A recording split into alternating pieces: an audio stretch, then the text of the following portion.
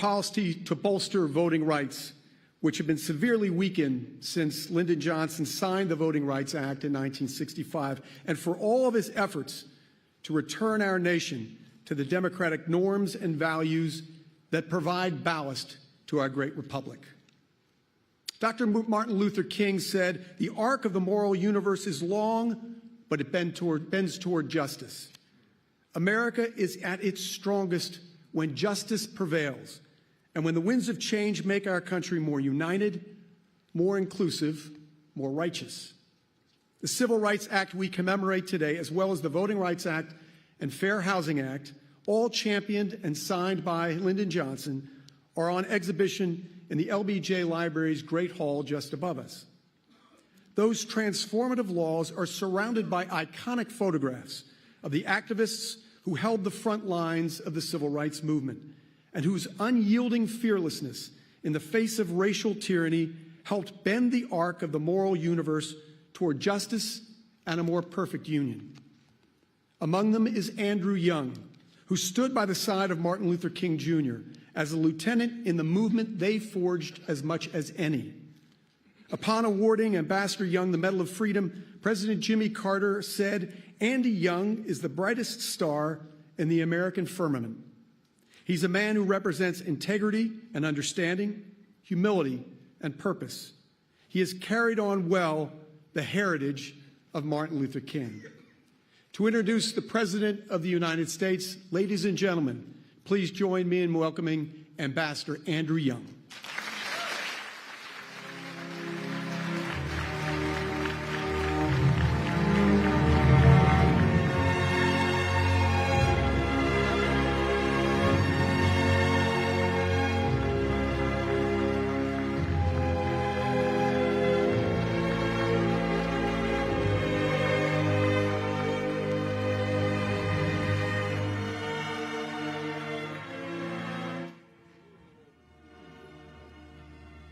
That I was lined up waiting to be sworn in for Congress.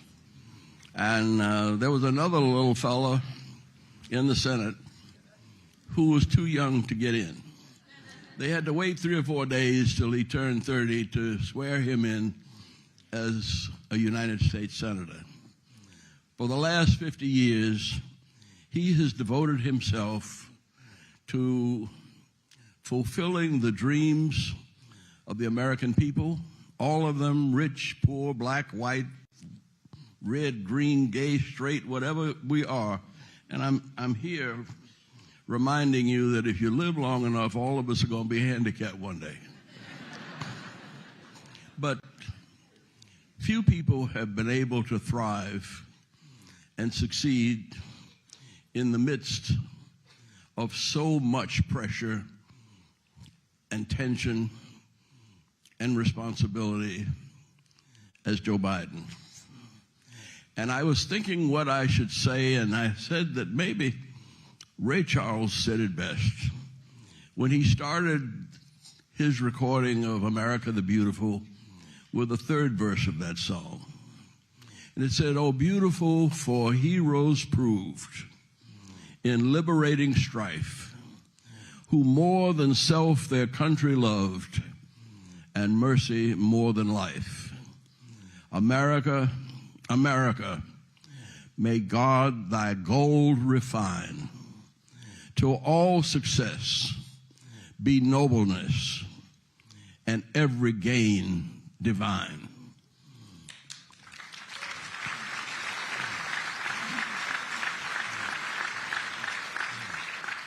I think that is a promise fulfilled in the life of the 46th President of the United States, Joseph Biden.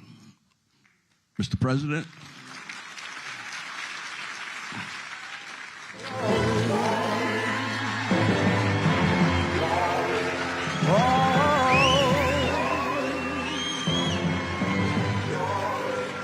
Now the war is not over, victory isn't won, but we'll fight on to the finish, and then when it's all done.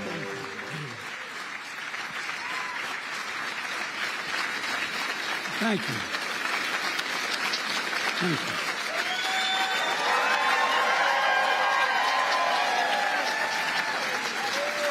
Thank you.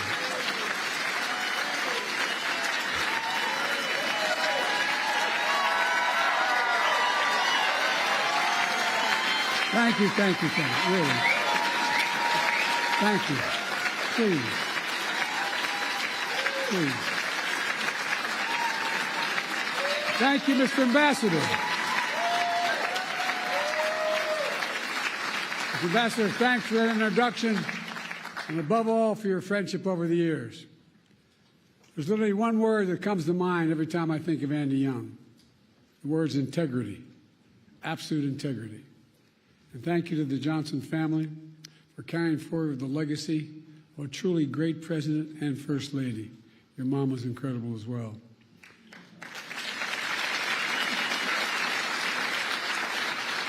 The same goes to Mark Upgrove, president of the LBJ Foundation. It's great to be back here.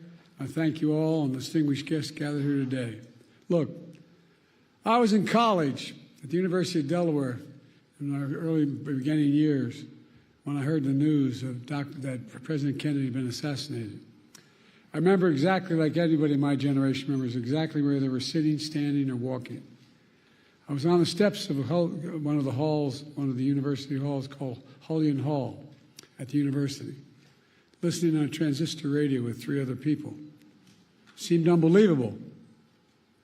And then, later watching President Johnson help the nation find a way forward.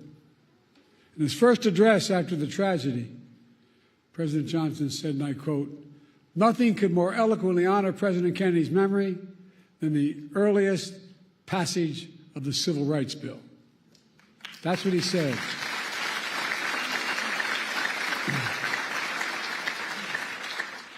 As a kid coming up, I always admired President Johnson for his public service, whether it was a school teacher in South Texas, master of the United States Senate, historic vice president and president. His philosophy was simple. In a great society, no one should be left behind. He'd say, it's time for us to come to see that every American gets a decent break and a fair chance to make good. And as Andy Young said, President Johnson met repeatedly with the civil rights leaders and built a coalition to bring that vision to life. And he did. He brought it to life.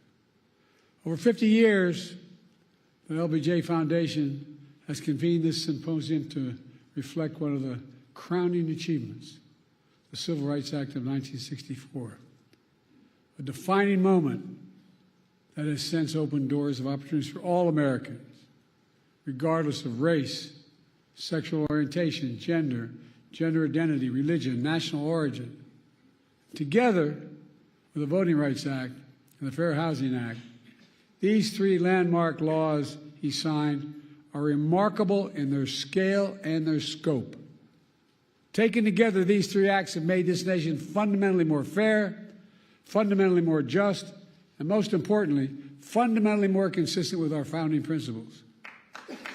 For real. And we're a better nation because of them. We must be clear. Their work, our work, is not done. It's not done. We do not celebrate these laws as part of our past, but as critical components of our future. President Johnson understood what President Lincoln understood in his own time, that the courts would determine the scale and scope of our laws. Over 100 years after the Emancipation Proclamation, President Johnson vowed, in his words, to do this job that Lincoln started, by challenging the court to live up to its constitutional responsibility. He did that by nominating Thurgood Marshall as the first black justice of the Supreme Court.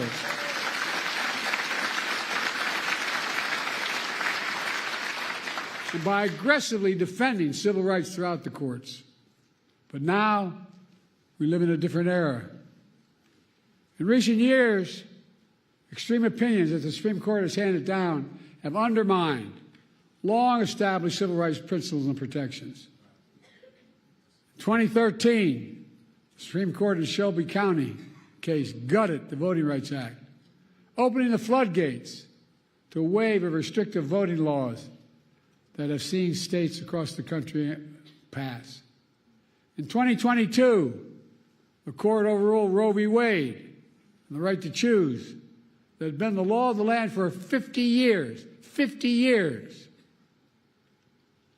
The following year, the same court eviscerated affirmative action, which had been upheld and reaffirmed for nearly 50 years as well. And now, there's an extreme movement and agenda called Project 2025. Well, by the way, they're serious, man. They're planning another onslaught attacking civil rights in America.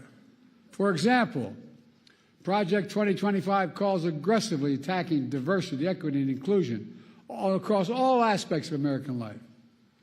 This extreme MAGA movement even proposes to end birthright citizenship. That's how far they've come. End birthright citizenship, which if you're born in America, you're an American citizen. That's how extreme these guys are. This issue and so many other civil rights that Americans take for granted are likely to come before the court in the years to come. And most recently and most shockingly, the Supreme Court established in Trump versus the United States a dangerous precedent. They ruled, as you know, that the President of the United States has immunity for potential crimes he may have committed while in office. Immunity. This nation was founded on the principle there are no kings in America. Each of us is equal before the law. No one is above the law. And for all practical purposes, the court's decision almost certainly means that the president can violate their oath, flout our laws, and face no consequences. Here's what Justice Sotomayor, Supreme Court Justice, wrote in her dissent, and I quote, "Under the majority's reasoning, the president now will be insulated from criminal prosecution. Orders a Navy SEAL Team 6 to assassinate a political rival. Immune. Organizes a military coup to hold on to power. Immune. Takes a bribe in exchange for a pardon. Immune. In every use of official power, the president is now a king above the law." Just what Justice Sotomayor wrote in her dissent. Folks, just imagine what a president could do in trampling civil rights and liberties given such immunity. The court's being used to weaponize an extreme and unchecked agenda. This decision is a total affront to the basic expectations we have for those who wield the power in this nation, that they are expected to be wholly accountable under the law. The president is no longer constrained by the law, and only limits on abuse of power will be self-imposed by the president alone. That's a fundamentally flawed view and a fundamentally flawed principle, a dangerous principle. On top of its extreme decisions, the court is mired in a crisis of ethics. These scandals involving the justices have caused public opinion to question the court's fairness and independence that are essential to faithfully carrying out its mission of equal justice under the law. For example, there are documented reports of a decades-long effort to reshape the judiciary, including the Supreme Court backed by shadow special interests that also support Project 2025. Undisclosed gift to justice is worth hundreds of thousands of dollars from wealthy benefactors who have interest before the very court they're contributing to. Conflicts of interest from those connected to January 6th insurrectionists. And a blatant attack on nominating and confirming justices of the court itself. Do you all remember when Justice Scalia died in February of 2016? And the Republicans blocked the president's nomination, President Obama's nomination, to fill that vacancy for nearly a year by making up an entirely new standard that there be no confirmations of the court during an election year. But then, when Justice Ginsburg died in 2020, Republicans rushed through the President Trump's nominee at the very same time votes are being cast in an election that Trump would lose. It's outrageous.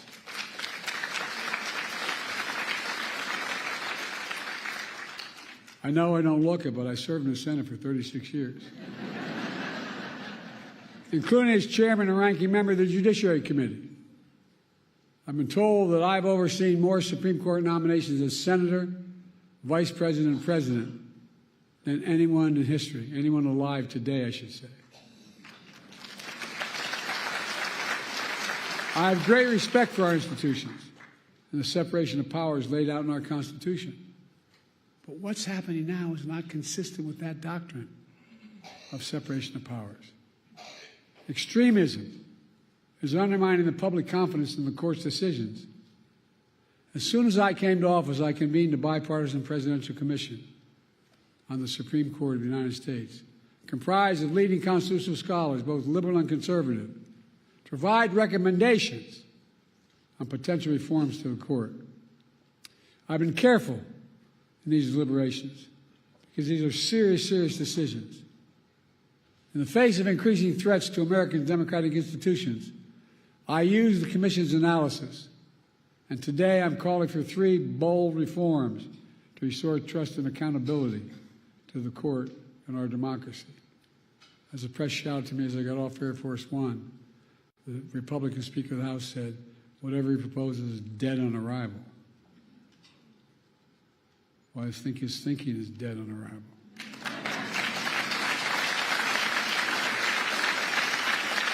First, I'm calling for a constitutional amendment called "No One is Above the Law" amendment. It holds, and I mean this sincerely, it holds that there's no immunity for crimes former president committed while in office. I share our founders' belief that the president must answer to the law. The president is accountable in the exercise of the great power of the presidency. We're a nation of laws, not kings and dictators.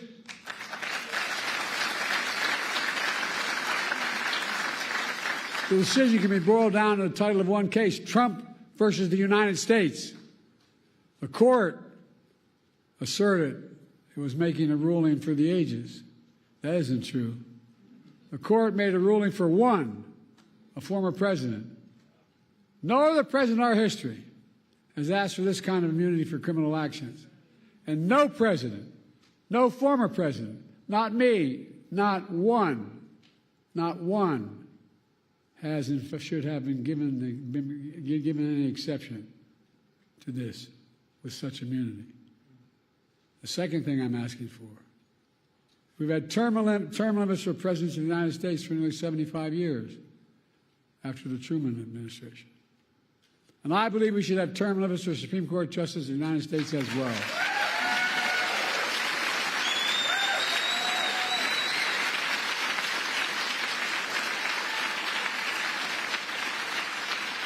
In fact, the United States is the only major constitutional democracy that gives lifetime seats in their high court. Term limits would help ensure that the court membership changes with some regularity. That would make timing for the court's nomination more predictable and less arbitrary. Reduce the chance that any single presidency imposes undue influence in generations to come. The bipartisan commission I convened analyzed various term limit structures. Based on their report, I believe the best structure is the 18-year term limit. That would help ensure the country would not have what it has now: an extreme court that's the product of an attack on the confirmation process that's been weaponized by those seeking to carry out an extreme agenda for decades to come. By the way, these guys mean it. These guys mean it. Project 2025 is real. They mean it. Third, I'm calling for a binding code of conduct for the Supreme Court.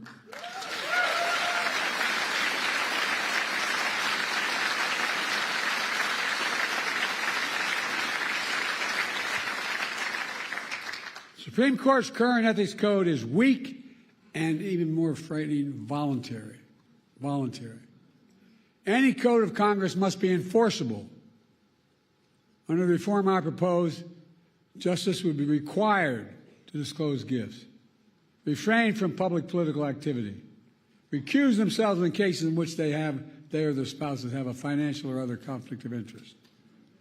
Most people don't realize that Congress passed a law decades ago that says all federal judges, including Supreme Court justices, have to recuse themselves in such cases. But the current justices insist on enforcing that requirement themselves without any public oversight or compulsion. See, that's their decision.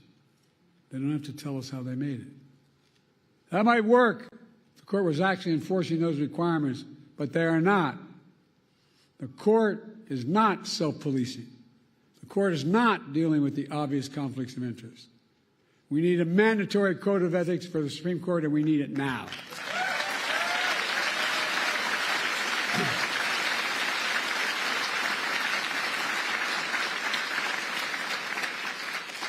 My fellow Americans, based on all my experience, I'm certain we need these reforms.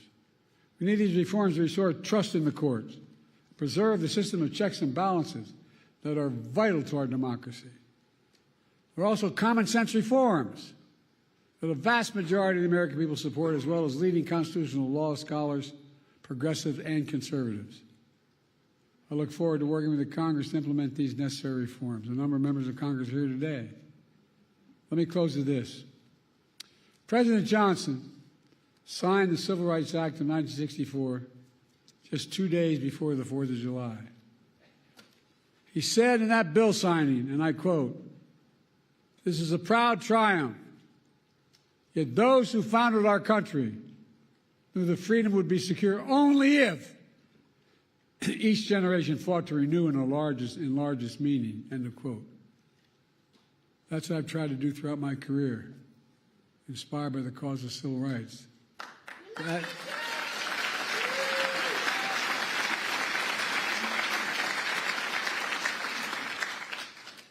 That's what got me involved initially. My state was a state that was segregated by law. We were one who only reason we didn't fight in the side of the South, we couldn't get there. I'm serious. What motivated me to be a public defender, a county councilman, I'll never forget, I had a good job with a big trial firm. And in Delaware, you have to study for the bar for 6 months before you're allowed to take it. And in the meantime, I was studying for the bar. That's when Dr. King was assassinated. We're the only state in the nation, city in the nation, that had the military stationed on every corner with drawn bayonets for 10 months, insisting, because we had a very conservative Democratic governor. In those days, when the Democrats won, they could choose to be part of the Southern Governors or Northeast Governors Conference. They choose the Southern Governors Conference lots of times. But guess what? It got me engaged. I love how reading these biographies of me now that I knew I was going to run for president. I remember walking in to the public defender's office, which was part-time at the time, and asking for an application because I wanted to join the public defender's office. And he looked at me, his name is Franny Kearns, he said, "Don't you work for Pickett, Ward, Burton, Sanders?" I said, "Yeah." He said, "Why the hell would you want to do this?" Not a joke. But I said, "Let me do it." I became a public defender. Folks, here's the deal. Because I got engaged like a lot of you do, whether you run for office or not. You get engaged and you want to change things. So I kept trying to change the Democratic Party in my state, which is very conservative. And then a group of people came to me, as my senator knows, Chris Coons, came to me and said, "Look, we want you to run for state senate." I said, "I can't. I can't go to Dover all the time. I'm just starting a law firm. I'm a part-time public defender. And then they came back to me and said, why don't you run for the county council? I said, I can't. They said, you stupid SOB, it's right across the street there. I'm serious. Meets only twice a week. So my sister, my best friend, managed my campaign. And we picked a district that we couldn't possibly win. No Democrat had ever won. But my problem was I had my sister doing my campaign. And we won. Next thing I know, I was part of a group assigned as young senators, young elected officials, to try to bring the party around to get someone to run for the United States Senate. And I was put on a commission. When you're the young lawyer, you get to turn the lights on and off after every meeting.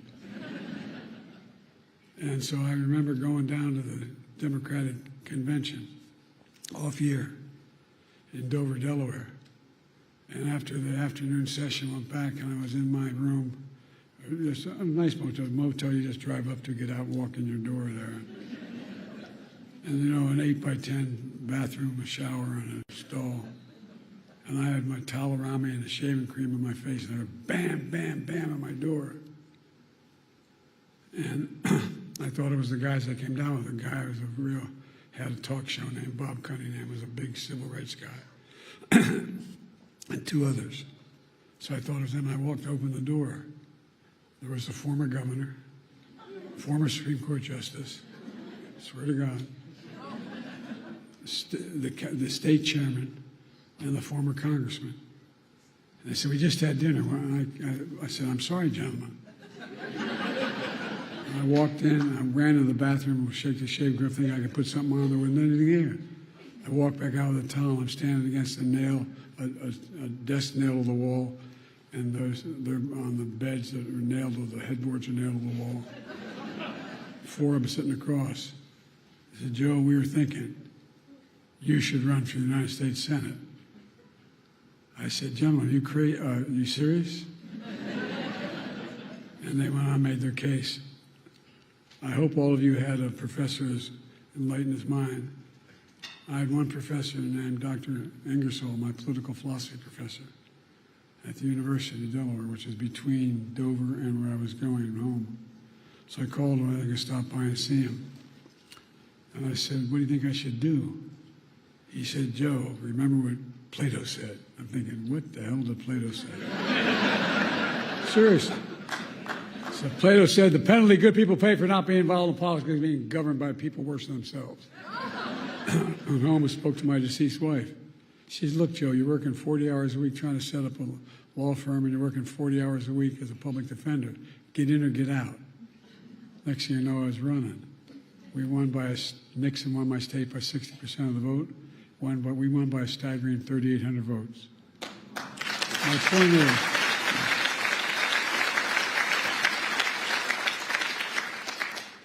I didn't know what the hell I was doing.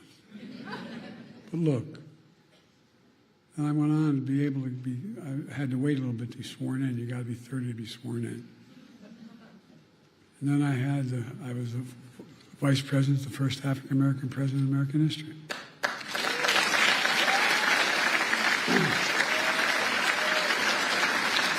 Now I'm president to our first woman vice president.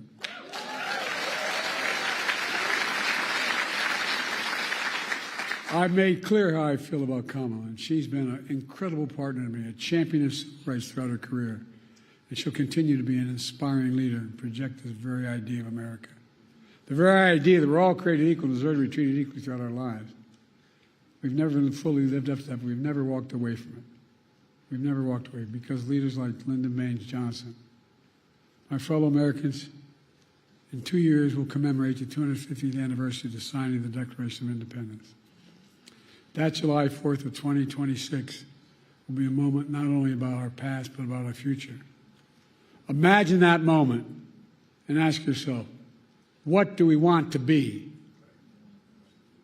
We can and must be protected and expand our civil rights in America. We can and must prevent the abuse of presidential power and restore faith in the Supreme Court. We can and must strengthen the guardrails of democracy. We must have to remind ourselves who we are. We're the United States of America, And there is nothing beyond their capacity. Nothing when we do it together. So let's stay together, and God bless you all. Lyndon Johnson, Lady Bird Johnson, and may God bless the whole family. Ladies and gentlemen, may God protect our troops. Thank you for listening.